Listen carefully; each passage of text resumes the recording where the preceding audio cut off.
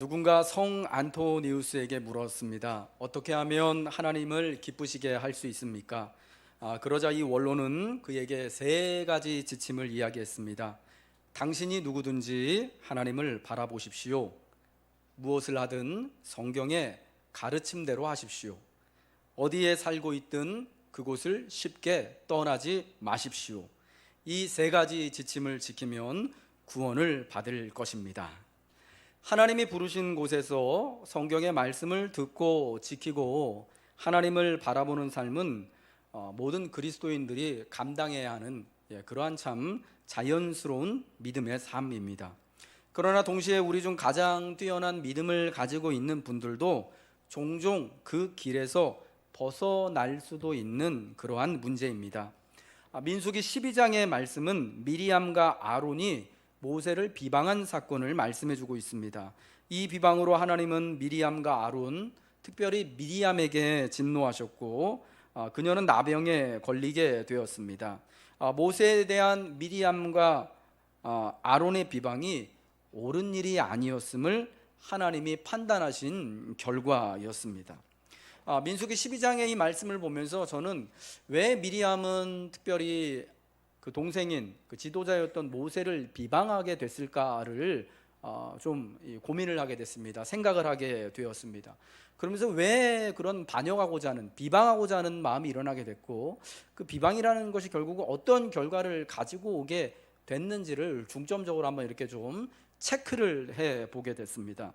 그랬더니 모세가, 그러니까 사실 아론이, 그러니까 미리암이 모세를 비방한 이유는 그 모세의 지도력에 대한, 사실은 지금 모세가 가지고 있는 지도력과 지위와 역할에 대한 질투, 나도 저와 같은 지위와 저와 같은 역할에 서고 싶다라는 그런 마음이 있었기 때문에 비방하게 됐다라는 것으로 이렇게 결론을 찾을 수밖에 없었다라는 겁니다. 그러니까 미리암이 모세를 비방한 이유는요, 우리가 두 가지 측면에서 볼 수가 있는데, 첫 번째는 모세의 지위와 역할, 지금 모세가 하고 있는 그 권위와 그의 이제 역할을 보면서 부러운 마음, 나도 저런 역할과 지위, 여전한 영향력을 끼치고 싶은 마음이 있었기 때문이고요. 두 번째는 지금 미리암이 자기 자신에 대한 역할과 지위에 대하여서 사실은 이게 얼마나 중요한 것이고 얼마나 여전히 참 존중과 존귀한 일을 하고 있는지에 대한 그러한 깨달음이 없었기 때문이다. 그러니까 쉽게 말해서 자기 자신의 현재 위치에 대하여서 잘 이것이 얼마나 귀한 건지 알지 못하고 만족하지 못했기 때문이다라는 것으로 우리가 그렇게 말할 수 있다라는 것입니다. 미리암과 아론이 모세를 비방한 이유는요, 모세가 구스 여자와 결혼했기 때문입니다. 그러나 이거는 사실은 그 핑계이고요. 실질적인 이유는 바로 이어서 2절에 나오는데, 모세의 지도력에 대한, 이스라엘 내부 권력에 대한 투쟁, 어떻게 보면은 주도권 싸움이었다라고 말할 수 있다라는 겁니다. 우리 오늘 본문의 말씀 12장 2절의 말씀을 한번 같이 읽겠습니다. 시작. 그들이 이르되 여호와께서 모세와만 말씀하셨느냐 우리와도 말씀하지 아니하셨느냐.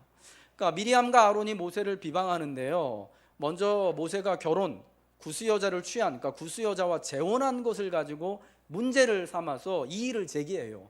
그러면서 사실은 하는 말이 뭐냐, 여호와가 모세와만 말씀하느냐 우리와도 말씀하지 아니하시느냐. 여러분, 이 광야 시대에서 지도력, 권력은 어디에서 나오냐면, 누가 하나님의 말씀을 받느냐, 누가 하나님의 말씀을 받아서 백성에게 전달하느냐, 더 가까이 하나님께 있느냐를 따라서 이 사람의 그런 지도력과 권력의 역할이 이제 평가되는 거예요.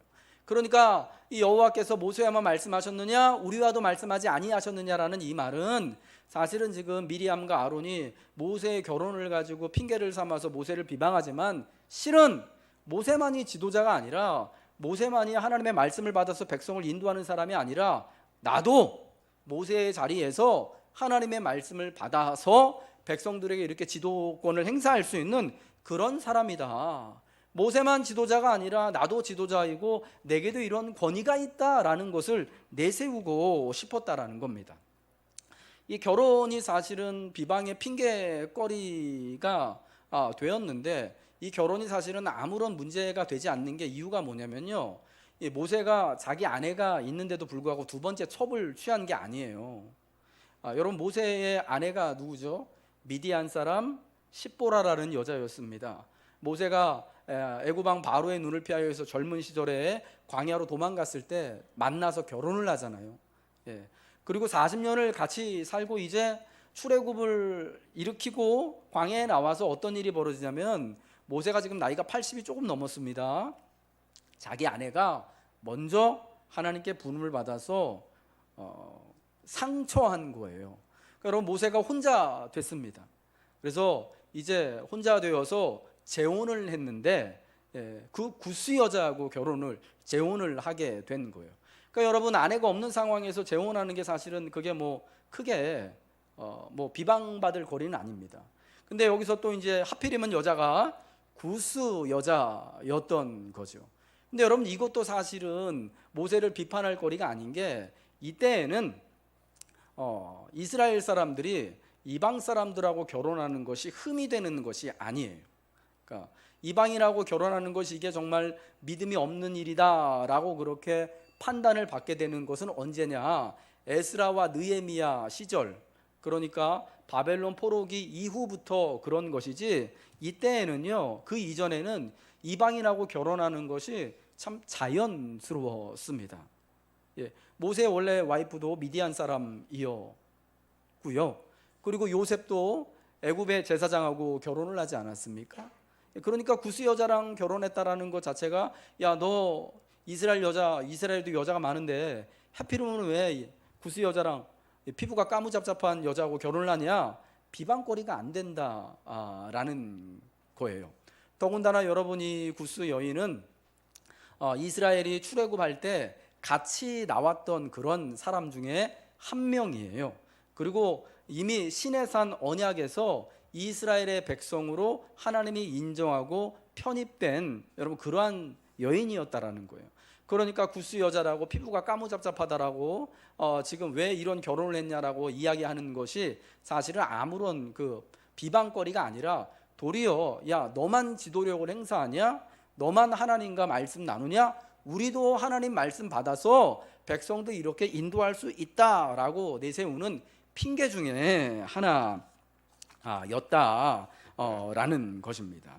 그러니까 미리암과 아론이 모세의 리더십에 대한 반기를 그런 식으로 이제 들게 되었던 것이죠. 그런데 이 비방에 있어서 우리가 하나 또 체크할 것이 있는데, 이 모세를 비방한 것에 있어서 미리암과 아론이 함께 이 비방에 참여하는데, 사실은 미리암이 주도적으로 이 비방을 이끄는 위치에 있었던 것이고, 아론은 누님이 그렇게 하니까 마지못해 누님 편을 들어서 따라간 것으로만 보인다라는 겁니다. 왜냐하면 미리암의 이름이 아론의 이름보다 1절에 먼저 나옵니다. 미리암과 아론이 모세를 비방했다라고 나오죠. 성경은요, 특별한 경우가 아니라면은 여자의 이름을 기록하지 않습니다. 죄송합니다. 요즘에 그 페미니즘 운동이 한참 벌어지고 있는데, 자칫 잘못하면은 여자들 막 이렇게 막 비하한다고 막 되게 욕 먹는데, 그 시대적인 간극이라는 게 있으니까 여러분 좀 이해를 하고 들어주시면 좋을 것 같아요. 여러분, 이 성경에는요, 여자 이름이 웬만하면 나오지 않습니다. 근데 그 여인의 이름이 등장했다라는 것은 이 여인이 굉장히 중요한 위치를 차지하고 있다라는 거죠. 더군다나 지금 모세를 비방하는 데 있어서 아론보다 미리암의 이름이 먼저 나왔다라는 것은, 미리암이 그러니까 모세를 비방하는데 주도적인 역할을 하고 있었다라는 거예요. 더군다나 하나님이 이 세 사람을 회막으로 부르신 다음에 화를 내시고 징계를 하실 때, 이 아론은 징계를 받지 않아요. 누구만 징계를 받느냐? 오늘 성경에 보니까 미리암만 징계를 받아서 몸에 나병, 문둥병이 일어나게 됩니다. 왜 그럴까요? 하나님이 볼 때 아론이 문제가 아니고, 미리암 네가 이거는 잘못했다라는 것을, 미리암에게 그 징계에 대한 그 비방에 대한 책임이 있다라는 것을 하나님이 물으셨다라는 겁니다. 출애굽한 이후에 광야 이스라엘 백성들, 출애굽 이후에 이스라엘 백성들에게 이스라엘의 그 지도력은요, 이 모세와 아론과 미리암 세 남매에게 집중되어져 있었습니다. 모세에게 하나님께서 모세를 전체의 지도자로 부르셔서 이스라엘 전체의 정치 권력, 지도력이 지도자 모세에게 있었고요. 그 다음에 아론을 대제사장으로 삼으셔서 이스라엘 전체의 정치 권력이 아론에게 있었고요. 그리고 미리암은 여자 선지자로서 그리고 여성 리더십의 대표로서의 그러한 리더십을 가지고 있었습니다. 여러분, 그것을 우리가 어디서 확인할 수 있냐면 미리암을 우리가 보통 선지자로 그렇게 성경을 따라 이해를 하고 있고, 출애굽기 15장 19절부터 21절의 말씀에 보면은 홍해 사건에 대하여서 하나님이 홍해를 가르셔서 이스라엘을 애굽의 손에서부터 구원하신 그 사건을 모세와 미리암이 하나님 앞에 찬송을 하는데, 특별히 미리암이 이 찬송을 주도하는 것을 말씀해 줍니다. 미리암이 소구를 들고 하나님 앞에 말과 그탄 자를 하나님께서 다 쓸어버리시고 이스라엘을 구원하셨음을 높이고 있을 때, 미리암을 따라 이스라엘의 모든 여인들이 함께 하나님 앞에 그 찬송의 노래, 구원의 노래를 불렀던 거예요. 여러분, 이러한 것을 통해서 미리암이 선지자였고, 그리고 또한 그 당시 출애굽 당시에 광야에서 여성 리더십, 여성들을 이끄는 어머니와 같은 역할을 했다라는 것으로 이렇게 우리가 알고 있습니다. 그런데 이제 광야에서 시간이 흐르면서 이 모세와 아론의 리더십과 지위는 든든해지고 있었어요. 시내산 11개월을 거치면서, 그리고 이제 광야를 행진하면서 하나님이 모세를 통하여 율법을 주시고 이제 아론을 대제사장 삼아 주시면서 모세는 지도자로서 우뚝 서고 아론 역시 대제사장으로서 그 지위가 견고해요. 게다가 자자손손 해먹는 거잖아요. 예, 아론의 아들들이 계속 제사장하고 대제사장 하는 거예요. 그런데 이에 비해서 미리암의 리더십, 선지자로서 그리고 여성의 대표로서 여성 리더십은 이게 두 동생과 같지 않은 거예요. 그것이 그래서 미리암에게 좀 마음의 상처가 되고 불만이 됐을 수가 있는 거예요. 이 출애굽기 2장의 말씀을 보고, 그리고 이스라엘 전승에 의하면 여러분, 아기 모세가 태어났을 때 이 모세를 구원해내고 돌보는 데 있어서 이 누이, 큰 누나였던 미리암이 아주 중요한 역할을 했던 것을 소개하고 있습니다. 엄마보다 사실은 더 엄마 같은 역할을 한 사람이 모세에게 있어서 미리암이라는 겁니다. 여러분, 모세 어머니가 이름이 뭔지 아십니까? 잘하시네요. 예. 권사님 성경 되게 잘 읽으신 거죠. 예. 모세의 어머니 이름이 성경에 딱 한 번 나옵니다. 민수기 26장에 그 광야에서 두 번째 인구조사, 모압 평지에서 두 번째 인구조사 할 때 그때 딱 한 번 나오는데, 레위 지파의 인구조사하면서 레위 자손 중에 고핫 자손, 모세와 아론이 속한 그 자손 이야기하면서 모세와 아론과 미리암 소개하면서 엄마 아빠가 이름이 나와요. 그때 엄마 이름이 요게벳이라고 딱 한 번 나옵니다. 물론 중요한 여인이죠. 모세와 아론과 미리암의 어머니니까. 그런데 그리고는 나오지 않아요. 미리암이 훨씬 더 많이 나옵니다. 어떤 면에서 보면은 엄마의 역할을 미리암이 했던 거예요. 모세가 태어났을 때 그 용모의 준수함을 보고 참 엄마가 그 애굽왕 바로의 명을 따르지 않고 숨기잖아요.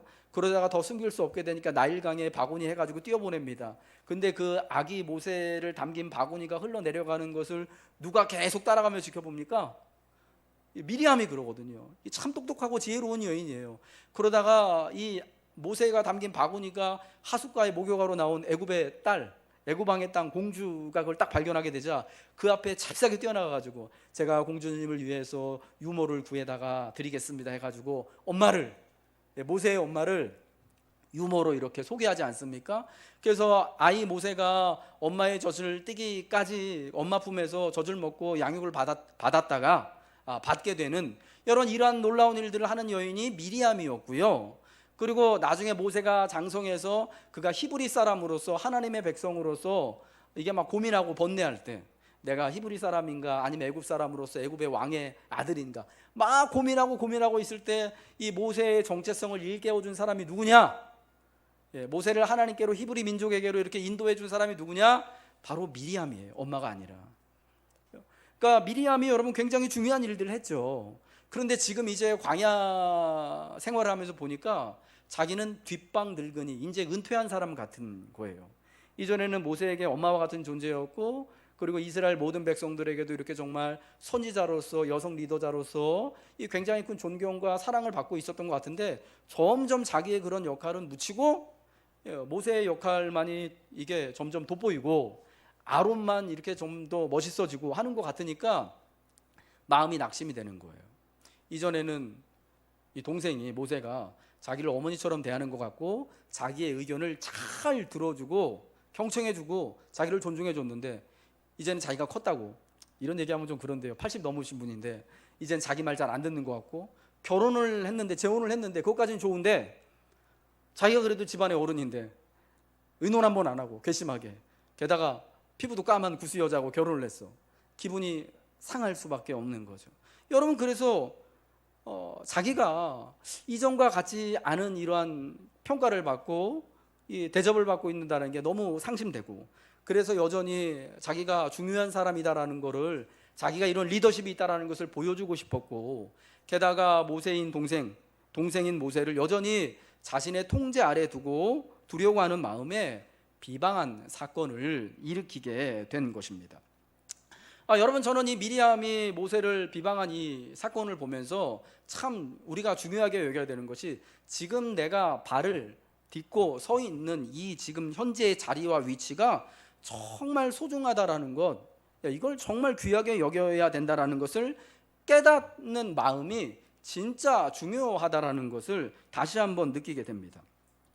미리암은 광야 생활을 하면서요, 자신의 역할과 위치가 예전만 갖지 못하다라는 것을 여겼고, 그것이 매우 섭섭하고 불편했을 것입니다. 마치 오늘날 이제 60이 되고 65세가 되어서 은퇴하신 분들이요, 이전에는 뭐 굉장히 큰 회사의 CEO였고 대표였고 이사였고, 그래서 그리고 또 고위 공직에 계셔가지고 어디를 가든지 많은 사람들한테 이렇게 인사를 받고 환영을 받고 항상 이렇게 또 섬김을 받는 위치에 있다가 은퇴하고 나면 여러분 그런 게 다 없어지잖아요.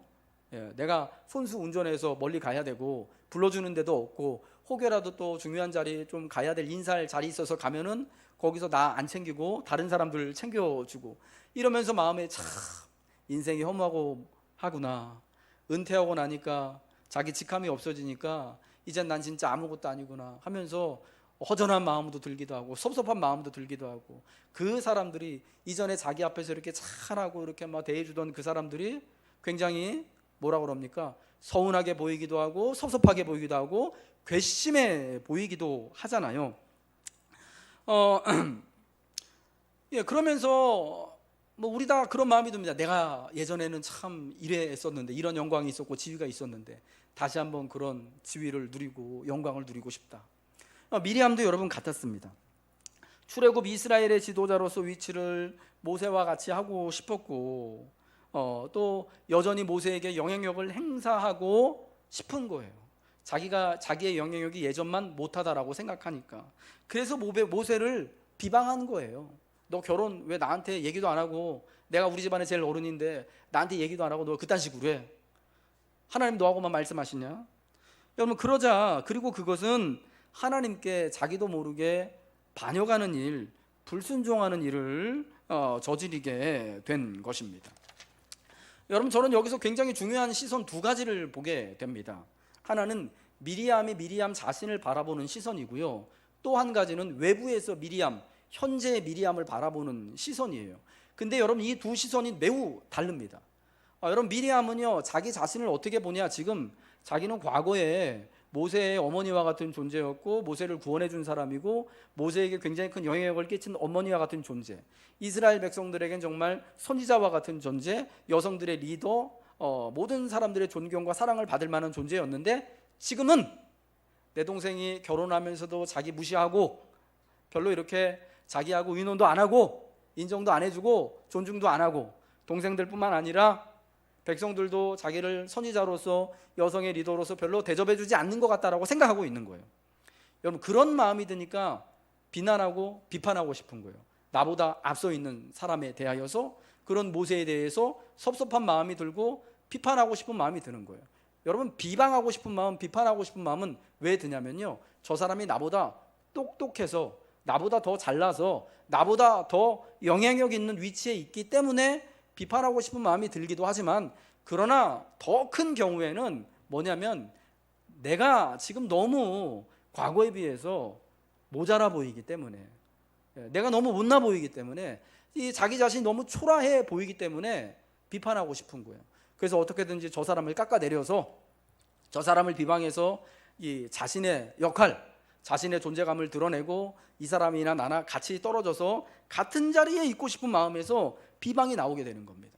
그런데 여러분, 문제는 뭐냐면요, 그 자기 자신을 미리암이 바라보는 그 시선이요, 이게 옳지가 않은 거예요. 정직하지가 사실은 않은 거예요. 왜냐? 정말 그럼 미리암이요, 그녀가 자기 스스로를 생각하는 것처럼 존중도 못 받고 사랑도 못 받고 이 선지자로서, 어머니로서의 역할을 못 하느냐? 그러지 않거든요. 그러니까 미리암을 바라보는 외부의 시선은 어떠냐?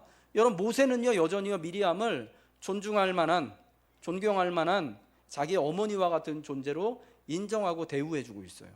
여러분, 그걸 어떻게 할 수 있냐면요, 미리암과 아론이 가서, 특별히 미리암이 결혼 문제로 따졌을 때, 야, 네가 구스 여자를 취했냐? 결혼하는데 나랑 하나도 상의를 안 해? 하나님이 너만 말씀하시냐라고 따졌을 때요, 여러분, 모세가 지금 12장 전체 보니까 모세가 뭐 따로 이렇게 대꾸하는 거 있습니까? 누이한테? 모세가 잘못한 거 하나도 없거든요. 그잖아요. 이건 뭐 아닌 밤중에 홍두깨도 아니고, 내가 80이나 넘어가지고 지금 혼자 돼가지고 외로워서 결혼하겠다는데, 여태까지 뭐 80이나 또 넘었는데 뭐 누나 있다고 누나하고 여러분 그거 상의해야 되는 거예요? 누나 허락받아야 되는 겁니까? 안 그렇잖아요. 나이가 몇 갠데 뭐 잘못한 게 없거든요. 그러니까 얼마든지 사실은 따지고 항의할 수 있어요.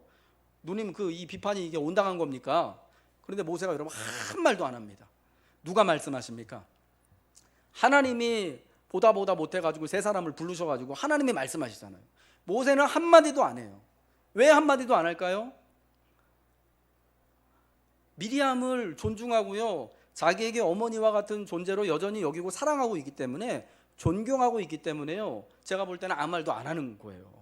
자기가 나이가 비록 많이 먹었지만은 지금 80이 넘었어요.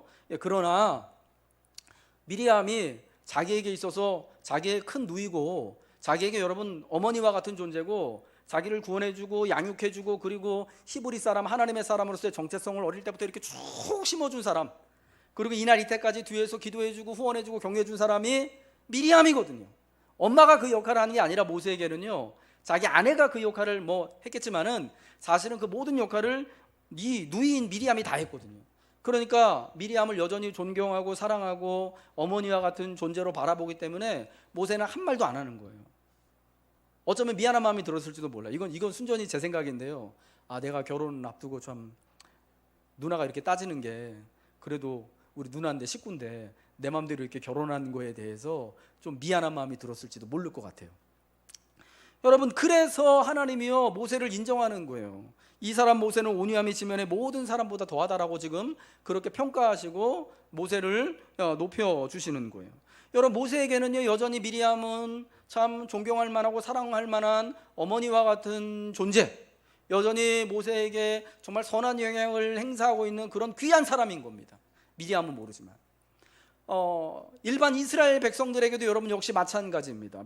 일반 이스라엘 백성들 역시 미리암을 여전히 존경하고 사랑할 만한 존재로, 모세와 아론의 버금가는 신뢰할 만한 지도자로 여기고 있어요. 여러분, 우리가 그것을 어떻게 알 수 있냐면 민수기 20장 1절에 미리암이 드디어 광야 생활 40년 만에 그의 첫 달에 죽게 됩니다. 그것을 기록하고 있어요. 미리암의 죽음을. 여러분, 미리암의 죽음을 왜 기록할까요? 이 여인이 우리 공동체에서 특별히 중요한 위치에 있는 지도자였기 때문에 기록을 해주고 있습니다. 여자임에도 불구하고 기록을 그렇게 해주고 있다라는 거예요.